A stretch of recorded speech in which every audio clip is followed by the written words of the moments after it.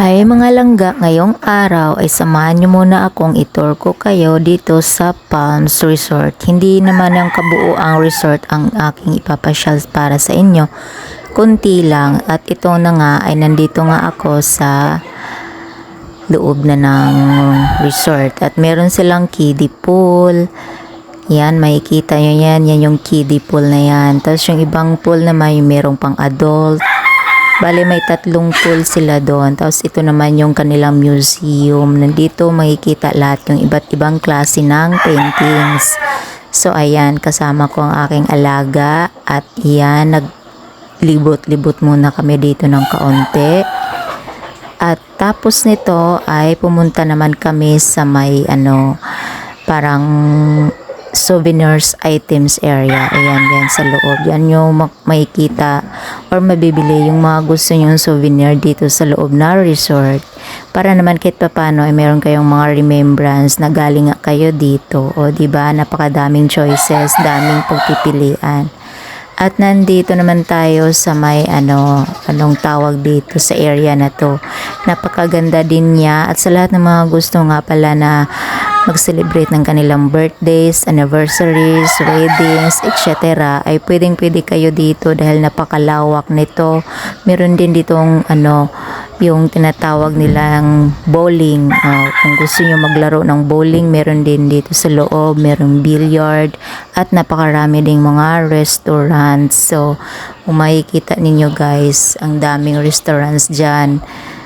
Dyan kami tumatambay habang naghihintayang pauwi. At yan nga ay umuulan at ginabi na.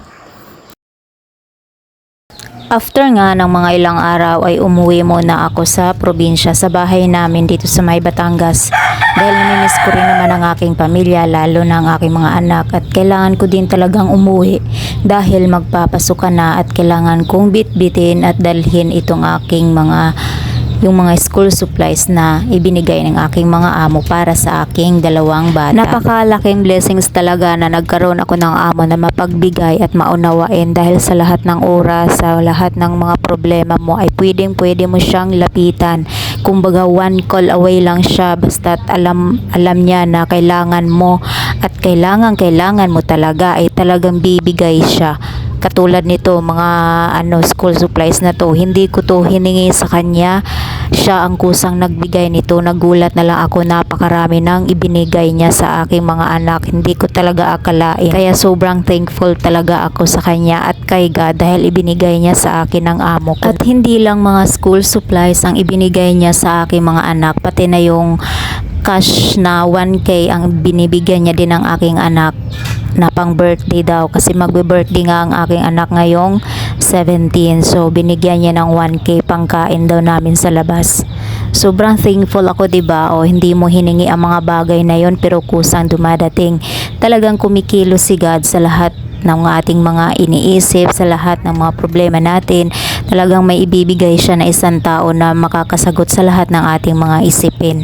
So thank you Lord talaga. Sa mga oras nga na ito, ako ay sobrang inip na habang binibigay ko yung aking pamasahe at nagbibilang din ako ng aking sukli. Nakakainip na sobra kasi ang tagal umalis ng bus, inaantay pang mapuno ng pasahero. Diyos ko dahil halos 1 oras akong naghintay sa loob ng bus. Tapos pahinto-hinto pa dahil nga commuters tayo. Dahil nga commuters tayo, kailangan nating intindihin at kasama na yung sa ating biyahe yung pahinto-hinto yung bus dahil nga may mga pasahero na nababa. Yun nga lang, nakain talaga ng oras yun. Habang humihinto, tumatakbo din naman ang oras. Tapos patagal ang biyahe natin. Habang pinagmamasdan ko ang kapaligiran, namimiss ko ang probinsya na pinanggalingan ko, yung kung saan ako nanggaling, saan ako pinanganak, sa bukid. Grabe, sobrang nakakamiss. Makikita mo lang yung paligid na kulay green. Ay nako, naalala ko nung kabataan ako, takbuhan doon, takbuhan dito, walang pakialam, masugatan man o ano.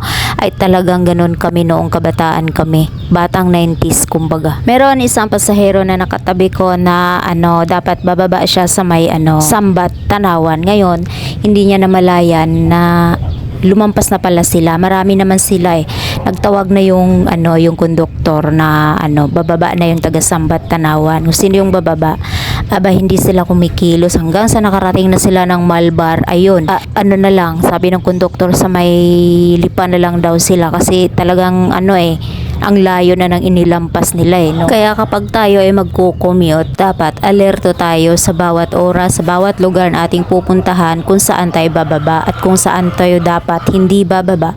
Kasi alam naman natin na ang pamasahe talagang mahirap. Magdudubli-dubli ka di ba? Ang hirap lang bumiyahe lalo na kapag ka may kasama kang maliliit na bata ay talagang hindi ka makakakilos ng maayos.